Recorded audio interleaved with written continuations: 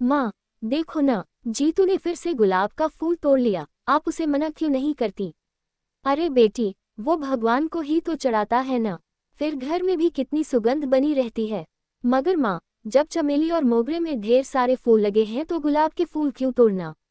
उसमें तो फूल बहुत कम आते हैं, वैसे भी मुझे तो सारे फूल पौधों पर ही लगे हुए अच्छे लगते हैं। कितने दिन तक खिले खिले रहते हैं माँ, मगर तोड़ते ही एक दिन में ही मुरझा जाते हैं और उन्हें कूड़े में फेंक दिया जाता है। ये तो उन्हें समय से पहले ही मृत्युदंड देना ही हुआ ना। भगवान तो अगरबत्ती से भी राजी हो जाते हैं। भला अपनी ही रचना का यह अंत देखकर कैसे प्रसन्न होंगे।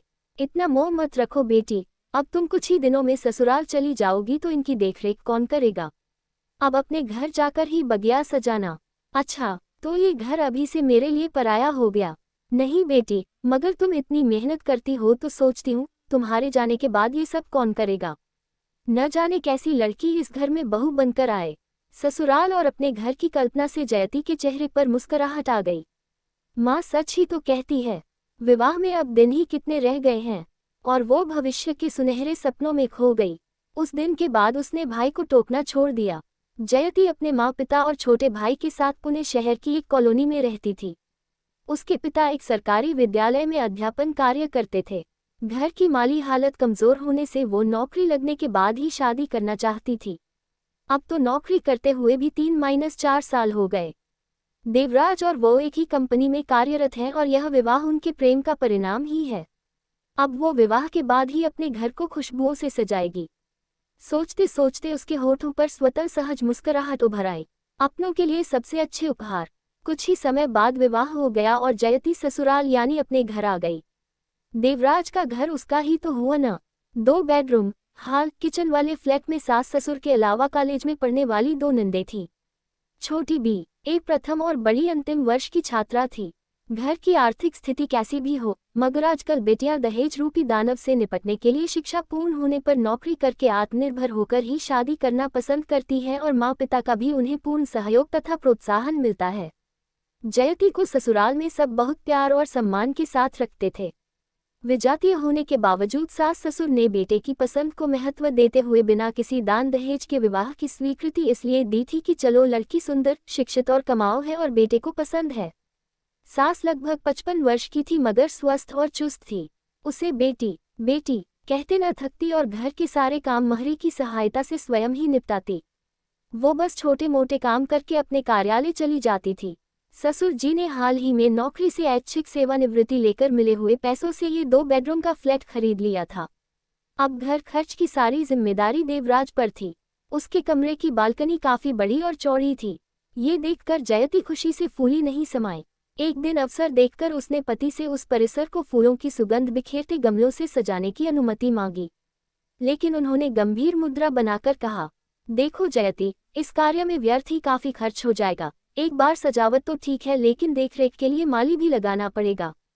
घर खर्च ही खींचतान कर चल रहा है और अभी 2 बहनों के विवाह भी करने हैं। अभी कुछ समय के लिए यह विचार छोड़ दो। लेकिन देव, मैं इस कार्य के लिए किसी से पैसे नहीं लूंगी। बगिया की देखरेख की सारी जवाबदारी मेरी होगी। जयती ने आशा भरी निगाहों से उसे निहारते हुए कहा, तुम अब पराई तो नहीं जयती, अपना पैसा अभी बैंक में ही रखो, समय पर काम आएगा। देव की तंगदिली पर जयती सोच में पड़ गई। इस काम के लिए इतना भारी खर्च तो होता नहीं, फिर क्यों अपनी कमाई का पैसा वो अपनी इच्छा से खर्च नहीं कर सकती। उसका मन एक बारगी बुझ सा गया मगर अभी वो नहीं थी, अतः अपनी इच्छा को फिलहाल मन में ही दफन कर दिया। 2 वर्ष हंसी खुशी बीत गए।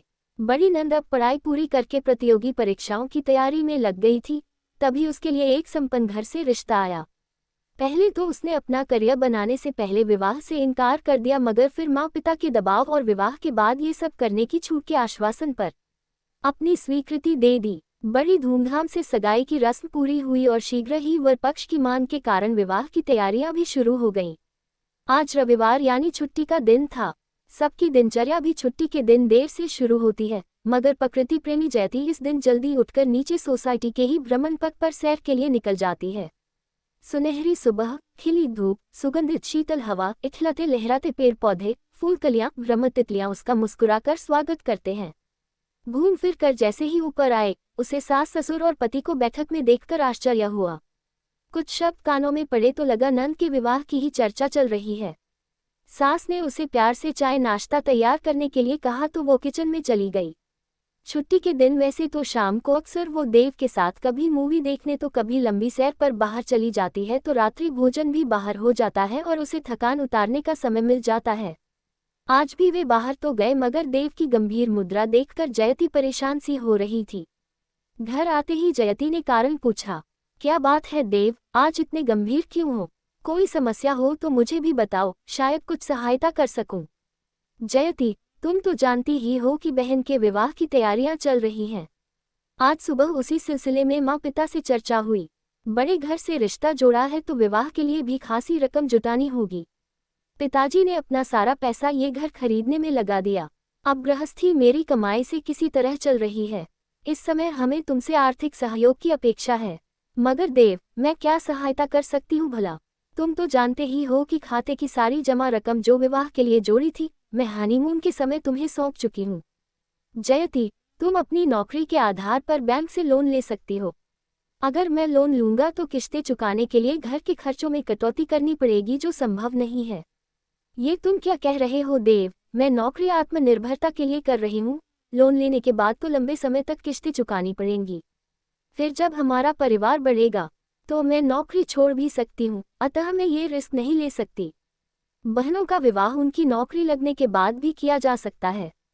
मगर जयती, तुम्हारा भविष्य मुझसे जुड़ा हुआ है ना, और मैं जब तक अपनी पारिवारिक जवाबदारियों से मुक्त नहीं हो जाता, परिवार बढ़ाने के पक्ष में नहीं हूँ। क्या तुम्हें मुझ पर विश्वास नहीं है? विश्वास न होता तो तुमसे विवाह ही क्यों करती देव? मगर कल किसने देखा है? कल की चिंता मुझ पर छोड़ दो जयती प्लीज। मैंने तुम्हारे भरोसे पर ही माँ पिता को बेफिक्र रहने का आश्वासन दिया है। मेरे माँ पिता ने अंतर्जातीय विवाह होते हुए भी बिना दहेज अपनी सहमति दी, तो तुम्हें भी सहयोग करके उनकी भावनाओं का सम्मान करना चाहिए। जयती समझ गई कि सुबह की बैठक में उससे रकम हथियाने के लिए भावनात्मक जाल बुना गया है, मगर वो भी आजकल की हवा का रुख खूब पहचानती थी। उसने दो टूक उत्तर दिया, देखो देव, तुम अपनी पूरी कमाई घर खर्च के लिए दे देते हो, इसमें मुझे कोई ऐतराज नहीं, और मैं अपने निजी खर्च के अलावा घर की छोटी मोटी आवश्यकताओं के लिए भी यथासंभव सहयोग के लिए पीछे नहीं हटूंगी। मगर लाखों का लोन लेकर मैं अपने पैरों पर कुल्हाड़ी नहीं मार सकती।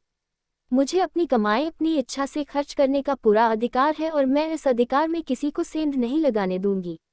विवाह से पहले तुमने ऐसी कोई शर्त भी नहीं रखी थी कि मेरी कमाई पर मेरा हक नहीं रहेगा। अगर मैं समझ सकती कि मुझसे दहेज इस रूप में वसूला जाएगा तो मैं हरगिज तुमसे विवाह नहीं करती। नाक को सीधे पकड़ो या हाथ घुमाकर, एक ही बात है। मेरे माँ पिता में मेरे लिए दहेज जुटाने की क्षमता नहीं थी, मगर उनके ही प्रोत्साहन और सहयोग से मैं इस मुकाम तक पहुंची हूँ। मुझे तुमसे ऐसी उम्मीद नहीं थी जयती। अगर तुम्हारा यही फैसला है तो इस घर में तुम्हारे लिए कोई जगह नहीं। कहते हुए देव कमरे से बाहर निकल गया। देव का जवाब सुनकर जयती जड़वत रह गई। अगर देव का प्यार और जीवन भर साथ निभाने की कस्में स्वार्थ सेतु पर ही टिकी हुई थी तो वो भी हार नहीं मानेगी और ऐसे दहेज लोभी को सबक सिखाकर रहेगी। ये सोचकर उसने हिम्मत से काम लेते हुए तुरंत टैक्सी के लिए फोन करके अपने गहने कपड़े पैक किए और घर छोड़कर निकल पड़ी।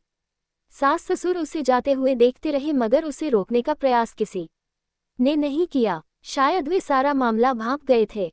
आखिर यह सब उनकी मिली भगत का ही तो परिणाम था। 0000000000000। जयती को सामान के साथ टैक्सी से अकेले उतरते देखकर माँ पिता एक दूसरे को सवालिया नजरों से देखने लगे। जयती ने अंदर आकर उनको प्रणाम किया और सब एक साथ बैठक में आ गए। माँ पिता के पूछने पर उसने भरे गले से सारी दास्तान कहकर सुनाई। उन्होंने उसे तुरंत सांत्वना देते हुए कहा, बेटी दुख न करो, हम तुम्हारे साथ हैं, ये घर तुम्हारा भी है। मगर जयती समझ गई थी कि बेटियों का कोई घर नहीं होता, चाहे इस बात को माँ पिता को मजबूरी में ही कहना पड़ता होगा कि यह घर उनके लिए पराया है, क्योंकि उन्हें पति के घर जाना होता है, और पति का घर, वो भी सारे त्याग तपस्या के बावजूद उनका नहीं हो सकता। जब चाहे उन्हें प्रताड़ित और अपमानित करके बाहर कर दिया जाता है। इन 2 वर्षों में भाई का विवाह हो चुका था। वो भाई के विवाह में सिर्फ 4 दिन के लिए देवराज के साथ आई थी और उसके बाद पहली बार ही मायके आई थी। भाभी सुंदर और नम्र व्यवहार वाली थी। जयती अपने पुराने दिनों को ढूंढती हुई घर के कोने कोने को अपनी व्यथा सुनाने लगी। आंगन में उसके पसीने से पाली पोसी हुई बगिया का नामो निशान तक नहीं था, जबकि पिछली बार सब कुछ यथावत था। जयति को दुख तो हुआ, मगर उसने लापरवाही से सिर झटक दिया। जब ये घर उसका है ही नहीं तो कैसा संताप। उसका कमरा अब भाई भाभी का था। उसे विवाह से पहले हाल में भाई के लिए नियत स्थान रहने सोने के लिए दे दिया गया। उसने नियति को स्वीकार करते हुए मन ही मन सबसे पहले किसी सोसाइटी में अपना घर खरीदने का संकल्प किया। अपना घर, जहां सुनहरी सुबह और सुरमई शाम का एक टुकड़ा सिर्फ उसका होगा। बालकनी में बैठकर वो सुगंध बिखेरते हुए फूल, उगता डूबता सूरज, चमकते सितारे, चांद की चांदनी और रात की रागिनी महसूस कर सकेगी। अगले ही दिन जयति ने अपने कार्यालय में फोन करके अपरिहार्य कार्य होने की बात बताकर कुछ दिन की छुट्टी के साथ ही उसी कंपनी की शहर की किसी अन्य शाखा में स्थानांतरण के लिए आवेदन भेज दिया। ये सब इतना आसान नहीं था, मगर काफी जद्दोजहद और औपचारिकताओं के बाद उसे अपने मौजूदा कार्यालय से कुछ दूर उसी पद पर स्थानांतरित कर दिया गया। ये स्थान उसके माँ पिता के घर से काफी दूर होने के कारण उसने उसी इलाके की एक सोसाइटी में किराए का फ्लैट लेकर रहना शुरू कर दिया। कार्यालय जाना शुरू करते ही वो आसपास ही एक निर्माणाधीन सोसाइटी में अपना फ्लैट बुक करने के लिए बैंक से लोन लेने की कवायद में जुट गई और अच्छी नौकरी के आधार पर उसका लोन शीघ्र ही स्वीकृत भी हो गया और उसने एक बेडरूम हॉल किचन वाला फ्लैट बुक करने के बाद ही चैन की सांस ली। लगभग 2 वर्षों में फ्लैट पूरा हो गया और कुछ समय साज सज्जा में गुजर गया। अकेली यह सब करते करते जयति शारीरिक और मानसिक रूप से थक चुकी थी, मगर संतुष्ट थी कि उसका अपने घर का एक संकल्प पूरा हो चुका है। गृह प्रवेश की तिथि निर्धारित करके इस शुभ अवसर पर उसने अपने परिजनों और नए कार्यालय के कुछ सहकर्मियों और अधिकारियों के अलावा स्थानीय फेसबुक मित्रों को आमंत्रित करने का मन बनाया। अपना फेसबुक खाता वो विवाह के बाद ही निष्क्रिय कर चुकी थी, अतः उसे फिर से सक्रिय करके उसने अपने विशेष मित्रों की सूची बनानी शुरू की। इस प्रक्रिया में उसे अपने कॉलेज में साथ पढ़ने वाली प्रिय सखी विभारानी, जो उससे 6 महीने पहले ही विवाह करके पति के साथ अमेरिका चली गई थी, ऑनलाइन दिखाई दी। जयति ने तुरंत उसे मैसेज भेजा तो तत्काल उत्तर भी आ गया। हाय हेलो के साथ ही चैट पर बातें शुरू हो गईं। रानी, काफी लंबे अरसे से हमारी बातचीत नहीं हुई, बताओ सखी, कैसी गुजर रही है अमेरिका में? पतिदेव कैसे हैं और बाल बच्चे? जयति ने एक साथ प्रश्न दागते हुए पूछा। जयति, मेरा विनय से तलाक हो चुका है और मैं 15 दिन पहले ही भारत वापस आ गई हूँ। मुझे वहाँ की सभ्यता और संस्कृति बिल्कुल रास नहीं आई। विनय का नित्य नई औरतों के साथ खुलेआम घूमना फिरना मुझे चैन से जीने नहीं दे रहा था। अभी तक कोई बच्चा भी नहीं हुआ था, अतः काफी मानसिक यंत्रणा झेलने के बाद ये निर्णय लेना पड़ा। मैं इस समय पुणे में ही माँ पिता के साथ हूँ। ओह, सुनकर बहुत दुख हुआ जयति, अब क्या करने का इरादा है? कुछ दिन पहले पुणे के ही एक फेसबुक मित्र ने मेरी व्यथा कथा सुनकर मेरे साथ विवाह की इच्छा प्रकट की और साथ ही अपनी कंपनी के एक रिक्त पद पर नियुक्ति करवाने का वादा भी किया। उसकी पत्नी अमीर घराने से थी। कुछ समय पहले राजा की सीमित आय के कारण उसे छोड़कर चली गई थी। मैंने उससे अपने और उसके परिजनों के सामने ही मिलकर बातचीत की और सबकी साझा सहमति से हमारी सगाई हो गई। 15 दिन बाद हमारी शादी भी होने वाली है। तुम तो ऐसी गुम हुई कि फिर ढूंढे नहीं मिली, फोन से भी संपर्क नहीं हो पाया। वो क्या है रानी की विवाह के बाद कुछ समय निजी जिंदगी जीने की इच्छा से मैंने अपना मोबाइल नंबर बदलने के अलावा फेसबुक खाता भी निष्क्रिय कर दिया था, पर अब फिर वापस आ गई हूँ अपने मित्रों के बीच। तो क्या अब निजी जिंदगी से ऊब गई हो? विभारानी ने परिहास के स्वर में पूछा। मेरी कहानी बहुत लंबी है रानी, सामने मिलने पर सब विस्तार से बताऊंगी। मैंने नया फ्लैट खरीदा है और अगले सप्ताह ही गृह प्रवेश के अवसर पर कुछ पुराने विशेष स्थानीय मित्रों को आमंत्रित करने के लिए ही मैं फेसबुक पर सक्रिय हुई हूँ। अब तुम पुणे में ही हो तो तुम्हें इस अवसर पर आवश्यक रूप से आना है, साथ ही अपने राजा को भी ले आना तो उनसे भी परिचय हो जाएगा। जयति ने गंभीर स्वर में अपनी बात कही। अवश्य सखी, मुझे तुम्हें फिर से पाकर इतनी प्रसन्नता हो रही है कि शब्दों में बयान नहीं कर सकती और तुम्हारी कहानी सुनने के लिए भी उत्सुक हूँ। जयति ने उसे अपने फ्लैट का पता और नया मोबाइल नंबर नोट करवाया और आने का वादा लेकर विदा ली। नियत दिनवार पर विभारानी जयति के बताए पते पर पहुंच गई। फ्लैट का मुख्य द्वार वंदनवार से सजा हुआ था। उस पर सुंदर सा नाम लगा हुआ था, मगर उसकी इबारत पढ़ते ही विभारानी की आंखों में अनेक प्रश्न तैरने लगे। नाम पर ऊपर पतले शब्दों में लिखा था, ये घर मेरा है, और नीचे मोटे अक्षरों में लिखा था, संकल्पिता। सोच में डूबी विभारानी ने घंटी का बटन दबा दिया। तुरंत द्वार खोलकर जयति उसके गले से लिपट गई और प्यार से हाथ थामकर अंदर आमंत्रित मेहमानों के साथ बिठाया। उसने विभारानी से अकेली आने का कारण पूछा तो उसने कहा राजा को कुछ निजी काम है, कार्यक्रम के बाद मैं उसे फोन करूंगी तो वो मुझे लेने आ जाएगा। हाल में ही हवन कुंड सजा हुआ था और पंडित जी भी आ चुके थे, लेकिन पूजा के समय जब जयती अकेली बैठी तो विभारानी को आशंकाओं ने घेर लिया। वो सबके सामने कुछ पूछ भी नहीं सकती थी, अतः अभी चुप रहना ही ठीक समझा। हवन पूजन के बाद मेहमानों के लिए भोजन की व्यवस्था थी। धीरे धीरे सभी मेहमान, फिर कुछ देर में परिजन भी उसे उपहारों के साथ 100 हिदायतें और शुभकामनाएं देते हुए विदा हुए। अब घर में केवल दोनों सखियां ही थीं। एकांत पाते ही विभारानी जयती से मुखातिब हुई। जयती, तुम अकेली क्यों, और घर के नाम पट पर ये घर मेरा है। संकल्पिता। जयती ने विभारानी की जिज्ञासा को शांत करने के लिए अपनी सारी बीती हुई दास्तान विस्तार से कह सुनाई। सुनकर विभारानी के तो रोंगटे ही खड़े हो गए। फिर कुछ संयत होकर पूछा, मगर जयती, अब ये पहाड़ सी जिंदगी क्या अकेले काट सकोगी? अकेले क्यों रानी, क्या ये धरती मानव रहित हो गई है? मैं एक दानव के पीछे अपनी जिंदगी के सुखों का उत्सव नहीं करने वाली। ऐसा करना तो इस सुंदर सृष्टि और सृष्टिकर्ता का अपमान ही होगा बहन। मगर मेरा साथी एक संवेदनशील इंसान होगा। मेरी जंग मानवों में छुपी हुई दानवी प्रवृत्ति से है। आज जब बेटियों को आत्मनिर्भर होने और दहेज के दानव से बचाने के लिए उनके माँ पिता उसे बेटों के सामान सुविधाएं देकर पढ़ाते लिखाते हैं, तो इसलिए नहीं कि उनकी अर्जित कमाई पर ही भावनात्मक रूप से विवश करके डाका डाला जाए। यानी वही दहेज का दानव अपना रूप बदलकर बेटियों को निगलने के लिए जबड़े खोलकर बैठा है। और रानी, मैं ऐसा हरगिज नहीं होने दूंगी। जो पुरुष नारी का सम्मान करना नहीं जानते, उन्हें चुन चुन कर सजा देने के लिए मैं हर जन्म में बेटी बनकर आना चाहूंगी। मेरा घर बनाने का संकल्प पूर्ण हो चुका है। अब अगला संकल्प उस धनलोलुप नर पशु का चेहरा सार्वजनिक करने का है। इसी कारण नामपट पर संकल्पिता लिखवाया है। अब फुर्सत मिलते ही फेसबुक पर अपने स्टेटस में सार्वजनिक रूप से उसकी असलियत का चिट्ठा खोलकर रख दूंगी और सभी बहन बेटियों से आह्वान करूंगी कि ऐसे दुष्टों को पहचाने और अपने अपने कार्य क्षेत्रों में उन्हें एकजुट होकर धिक्कृत करें, ताकि फिर कभी वे किसी नारी का किसी भी रूप में शोषण अथवा अपमान करने की हिम्मत न कर सकें। देखती हूँ कि मेरे अभियान में कौन कौन मेरा साथ देता है। मैं तुम्हारी हिम्मत की दाद देती हूँ सखी। मैं सदैव तुम्हारे साथ हूँ। विभारानी ने कह तो दिया, मगर सोच में डूब गई। क्या उसके साथ भी ऐसा हो सकता है? राजा ने उसे अपने ही कार्यालय में एक खाली पद पर नौकरी दिलाने का वादा किया है। कहीं ये भी उसी दहेज वसूली का हिस्सा तो नहीं? वो आज ही राजा से स्पष्ट बात करेगी ताकि आगे मनमुटाव न हो। तभी उसके मोबाइल की घंटी बजी और राजा का नाम देखकर उसके चेहरे पर मुस्कान आ गई। राजा उसे लेने आ गया था और बिल्डिंग के बाहर उसका इंतजार कर रहा था। विभारानी ने जयती से कहा वो नीचे से राजा को लेकर आ रही है। उसके जाते ही जयती किचन में नाश्ते की व्यवस्था करने चली गई। घंटी बजी और द्वार खुलते ही राजा का हाथ थामे हुए विभारानी ने मुस्कुराते हुए अंदर प्रवेश किया।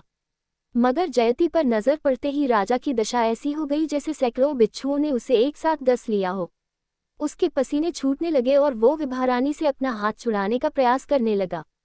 विभारानी दोनों के चेहरों के बदलते हाव भाव देखकर हक्की बक्की मामला समझने का प्रयास करने लगी। उसे लगा कि वे दोनों शायद पूर्व परिचित हैं। फिर भी पूरी स्थिति को समझने के लिए राजा का हाथ लगभग खींचती हुई उसके साथ चलकर सोफे पर बैठ गई। अब तक जयती कुछ संभल चुकी थी, वो भी सामने ही बैठ गई। विभारानी ने जयती का परिचय करवाते हुए कहा, राजा, ये है मेरी प्रिय सखी जयती उर्फ संकल्पिता, और जयती।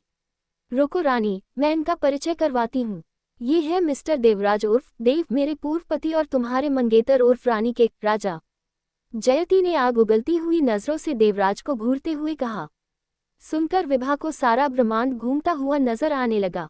अवसाद में डूबकर बुदबुदाने लगी, हारे लोभी पुरुष, तुम्हारी स्वार्थी सोच के आगे सारे महिला विमर्श, कहानी, कविताएं सब व्यर्थ हैं। फिर सहसा चीख पड़ी, नहीं जयती, मंगेतर नहीं, पूर्व मंगेतर, मैं तुम्हारे साथ हूँ सखी। कहकर विभा ने बहते हुए आंसुओं को रोकने का प्रयास करते हुए अपनी अंगुली से सगाई की अंगूठी उतारकर देवराज की अंगुली में फंसा दी।